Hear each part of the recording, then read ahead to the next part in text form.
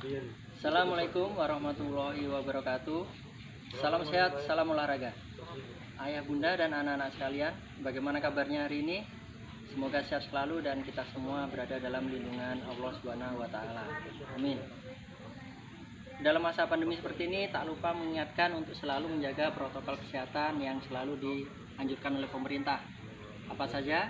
Beberapa diantaranya adalah dengan rajin mencuci tangan, menggunakan sabun di air yang mengalir, kemudian memakai masker ketika bepergian, menjaga jarak aman, dan menghindari kerumunan. Dan tak lupa senantiasa berdoa ya, supaya masa pandemi ini segera berakhir dan kita dapat melakukan pembelajaran seperti sewajarnya. Oke, pada kesempatan kali ini Pak Bayu akan menyampaikan materi tentang atletik. Atletik terdiri dari 3 jenis, ada lari, lempar, dan lompat. Kali ini yang pertama adalah cabang lari. Cabang lari ada beberapa macam, ada lari jarak jauh, jarak menengah, dan jarak pendek. Nah, ada juga lari yang dilakukan secara bergu, seperti yang akan kita praktekkan pada siang hari ini, yaitu lari estafet atau lari bersambung. Nah, untuk melakukan lari estafet, maka kita membutuhkan alat, salah satunya yaitu tongkat. Seperti yang Pak Boy pegang ini adalah alat untuk nantinya digunakan untuk lari estafet. Lari estafet atau lari bersambung dilakukan bergu yang terdiri dari 4 orang, yaitu pelari pertama, kedua, ketiga, dan keempat. Nah, mungkin langsung saja kita praktekkan ya. Di sini alhamdulillah Pak Boy dibantu oleh bapak-bapak lapangan dari SD Alam Baitur Rahman. Nah, ada Pak Romadi, Pak Jabal, ada Pak Jimun, dan Pak Ambali, juga dibantu oleh Pak Iqbal. Langsung aja kita praktekkan ya, bagaimana cara untuk melakukan lari bersambung atau lari estafet. Pertama, tongkat ini nantinya akan dipegang oleh pelari pertama. Di sini pelari pertama ada Pak Romadi. Silakan Pak. Tongkatnya dipegang tangan kanan. Kemudian pelari pertama menggunakan start jongkok. Untuk pelari kedua, ketiga, dan keempat itu menggunakan start melayang. Nah, sambil dilihat, sambil kita praktekkan ya. Untuk pelari pertama ada Pak Romadi. Seperti yang Pak bisa sampaikan di awal, pelari pertama menggunakan start jongkok. Silakan Pak. Nah, seperti ini. Ya, nanti ada 3 aba-aba. Bersedia, siap, ya. Nah, ketika aba-aba bersedia, pelari pertama sudah siap pada posisinya. Kemudian siap, ketika siap diangkat kakinya. Kemudian ketika aba-aba ya, itu baru langsung berlari. Nah, kita coba praktekkan ya. Mohon izin untuk mengambil aba-aba. Pelari pertama bersedia, siap, ya.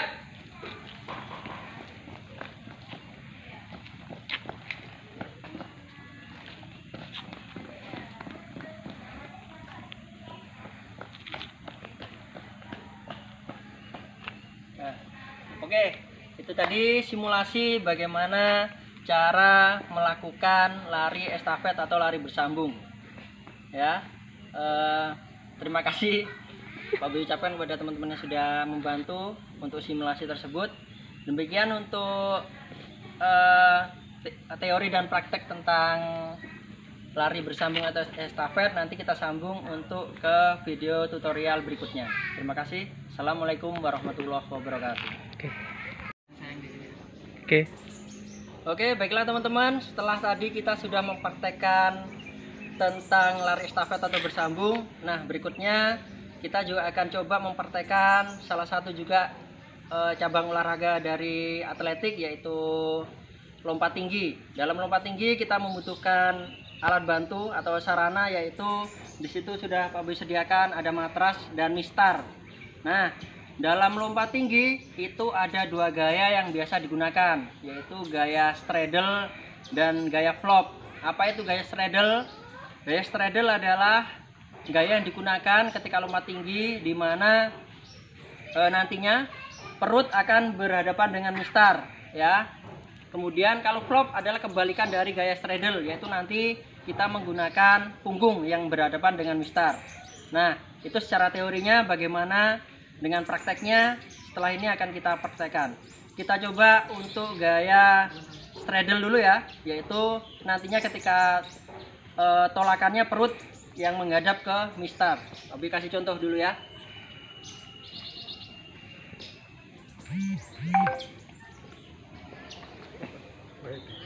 Oke, kita akan menggunakan gaya straddle. Yang pertama, melakukan awalan dulu ya. Dalam melakukan lompat tinggi, awalan tidak usah terlalu jauh. Yang penting nanti ketika menolak kita gunakan kekuatan atau tenaga yang maksimal supaya dapat melewati mistar ya. Dikatakan sempurna apabila ketika melompat nanti anggota badan tidak ada yang menyentuh mistar ya. Ketika ada anggota badan yang menyentuh mistar, maka itu dinyatakan diskualifikasi atau harus diulang. Oke ya, Pak contohkan. Yang pertama untuk gaya straddle. Perhatikan.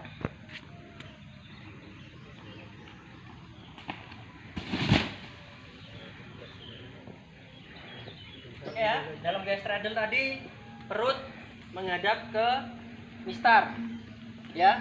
Bagi contohkan sekali lagi gaya straddle.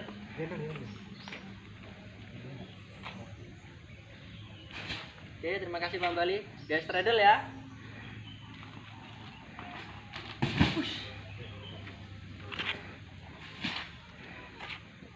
Oke, itu tadi. Yang kedua menyentuh mistar. Berarti ketika dalam perlombaan, ketika menyentuh mistar seperti tadi, maka lompatan harus diulang lagi ya. Sekali lagi ya, Pak praktekkan untuk gaya straddle.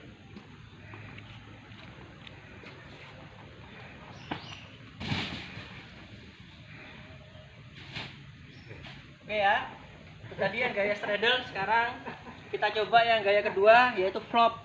Gaya flop kebalikan dari gaya straddle, yaitu yang tadi perut berhadapan dengan mistar, yang kedua yaitu punggung yang berhadapan dengan mistar. Kita coba ya. Bentar.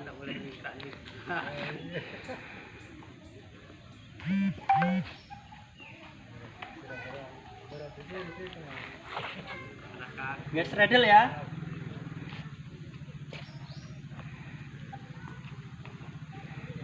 Oh maaf, gaya flop ya. Sekarang gaya flop yaitu yang punggung nantinya berhadapan dengan mistar. Perhatikan.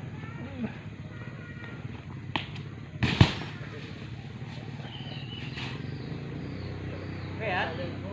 Punggung yang di berhadapan dengan mistar. Sekali lagi untuk gaya flop.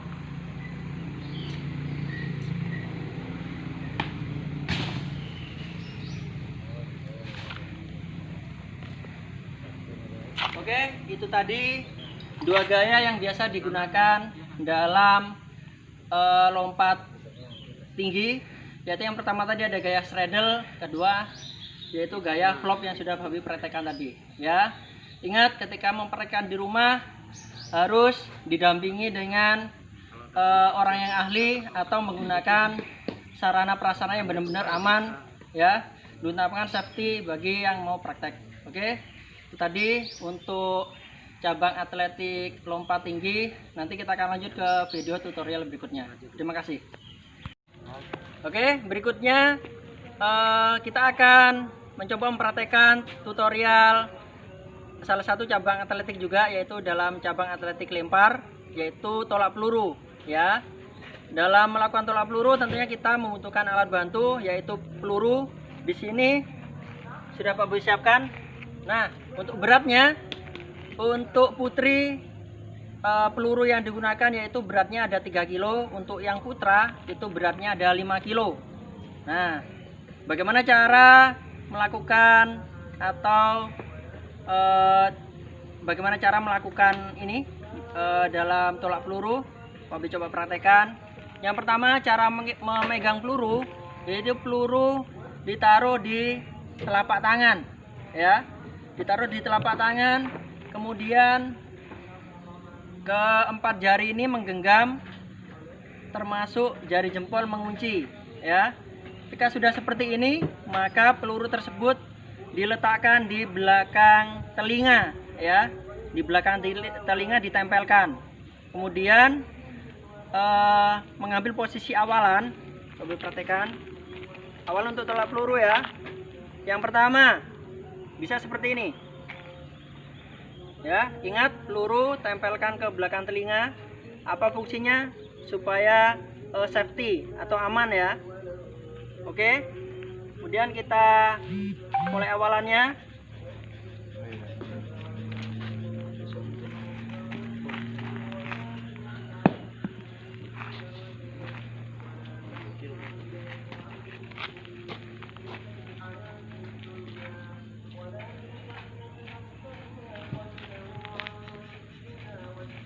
Oke ya, itu tadi salah satu cara bagaimana melakukan tolak peluru ya. Pak Bayu ulangi.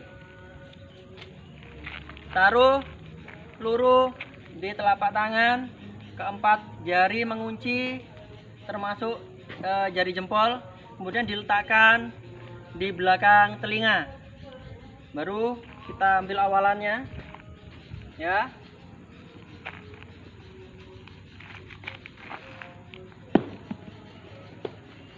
Oke ya, itu tadi cara melakukan tolak peluru dengan benar dan aman ya.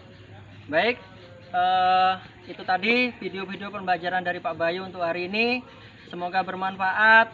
Ingat, ketika praktek selalu menjaga keselamatan diri sendiri, itu yang paling penting ya. Dan mohon untuk bisa didampingi ketika melakukan atau mau mencoba apa yang sudah Pak Bayu praktekkan tadi ya. Itu sekian dari Pak Bayu, tetap semangat dalam mengikuti pembelajaran jarak jauh ya, senantiasa berdoa supaya masa pandemi ini segera berakhir ya. Terima kasih atas perhatiannya. Sekian dari Pak Bayu. Assalamualaikum warahmatullahi wabarakatuh.